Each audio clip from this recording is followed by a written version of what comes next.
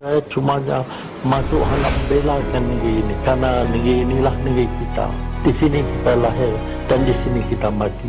Assalamualaikum kepada penonton setia channel ini dan selamat datang kepada anda yang baru sampai di channel ini. Kesusahan hidup semasa zaman pemerintahan Jepun serta semangat mahu berkhidmat untuk negara tercinta mendorong Sariah Ali menyertai perkhidmatan pasukan polis wanita 61 tahun lalu. Berasal dari Parit Kazi, Muar, Johor, beliau yang berusia 22 tahun ketika itu adalah seorang daripada 54 orang yang lulus untuk pengambilan pertama pasukan polis konstebel wanita yang dibuat setahun sebelum negara mencapai kemerdekaan. Katanya, sebenarnya makcik hanya mencuba nasib mengikuti seorang kawan sekampung yang dapat surat tawaran menghadiri temuduga mata-mata polis di Mantin Negeri Sembilan. Masa temuduga itu ada 5 orang termasuk makcik, tetapi di akhir temuduga itu 4 lagi termasuk kawan sekampung makcik tidak berjaya. Makcik berjaya kerana kesihatan baik, mata tak juling dan ada kemahiran bercakap. Katanya ketika ditemui bernama di rumahnya, meskipun sudah mencapai umur 85 tahun, warga emas ini masih berada dalam keadaan sihat dengan penglihatan yang masih jelas tanpa perlu memakai cermin mata. Menurut Sariah, anak bongsu daripada 6 beradik ini, ibunya Kalsum Jusuh, seorang peniaga kopi, turut menemaninya ke Mantin dengan menaiki kereta api. Ayah Suriah yang dikenali dengan nama Ali Gagah meninggal dunia sewaktu beliau berumur 8 bulan. Tercengang emak kerana saya tak ada surat temuduga dan hanya tumpang kawan, tapi akhirnya saya yang dapat kerja mata-mata itu. Katanya yang bersekolah hingga tahun 6 di Sekolah Kebangsaan Parit Kazi, Muar, Johor. Selang seminggu selepas sesi temuduga, Sariah menerima surat tawaran rasmi untuk jawatan konstebel polis tanggal 1 Ogos 1956, membuka lembaran baru dalam kehidupan anak kelahiran Johor ini apabila meninggalkan kampung halaman untuk menjalani latihan di pusat latihan polis wanita di High Street, Kuala Lumpur. Berdasarkan sejarah awal penubuhan pasukan polis wanita, usaha mengambil polis wanita bermula pada zaman darurat 1948.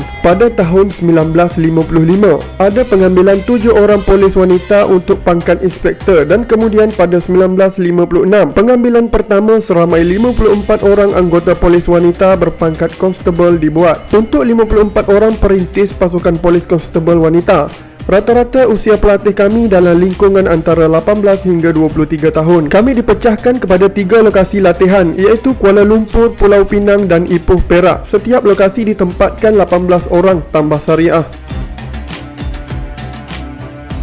Menurut beliau, majlis pentauliahan anggota konstebel wanita itu disempurnakan oleh Tunku Abdul Rahman pada sekitar Mac 1957. Selama 6 bulan tempoh latihan, pelbagai pengalaman yang dilalui.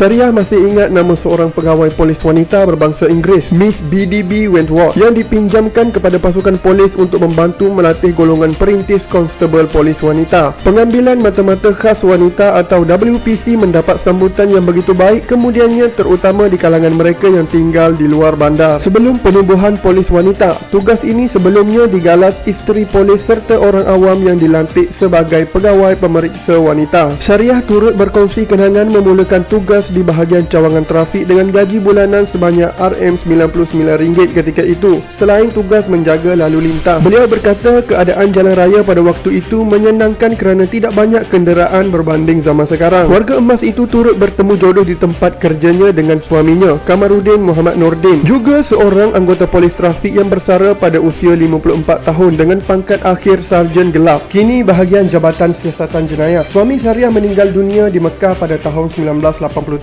pada usia 55 tahun. Sariah yang turut bersama suaminya untuk menunaikan ibadah haji itu berkata arwah suaminya yang bersara pada umur 54 tahun pernah berseluruh akan meninggal dunia di Mekah. Banyak kenangan manis Sariah sewaktu berkhidmat selama kira-kira 25 tahun sebagai anggota polis. Dalam tempoh perkhidmatan itu, selain bertugas sebagai polis trafik dan di balai polis, beliau turut bertindak sebagai menjaga pesalah dan pengiring polis. Bagaimana ada satu pengalaman yang masih segar dalam ingatan beliau, iaitu bertugas pada malam ambang kemerdekaan di Padang Kelab Selangor, kini dikenali Dataran Merdeka. Menurut Syariah, malam bersejarah itu tidak mungkin dapat dilupakan kerana dapat menyaksikan sendiri upacara menurunkan bendera Union Jack, menandakan berakhirnya penjajahan British di Tanah Melayu dan lahirnya sebuah negara baru yang berdaulat. Pada malam itu, beliau ditugaskan mengawal trafik di Padang Kelab Selangor. Sebelum pemasyuran kemerdekaan Tanah Melayu dibuat pada 30 Ogos 1957, tepat pukul 12.30 malam di Padang Kelab Selangor, diadakan upacara menurunkan bendera Union Jack dan digantikan dengan bendera Persekutuan Tanah Melayu. Katanya makcik berasa seronok sangat. Orang sana sini laung merdeka, merdeka, merdeka.